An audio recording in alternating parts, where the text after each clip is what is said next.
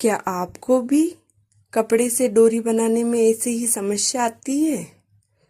तो चलिए आज हम सीखते हैं अलग अलग साइज में फैब्रिक से डोरी बनाना। डोरी बनाने के लिए कभी भी कपड़े को सीधा कट ना करके हमेशा उसे उरेब में कट करें। उरेब में कट करने से कपड़ा स्ट्रेचेबल होता है, जिससे कि डोरी आसानी से बनती है। और हाँ, क्रेप का कपड़ा डोरी बनाने में बहुत ज़्यादा यूज़फुल होता है। इससे कोई भी डोरी आप आसानी से बना सकते हो।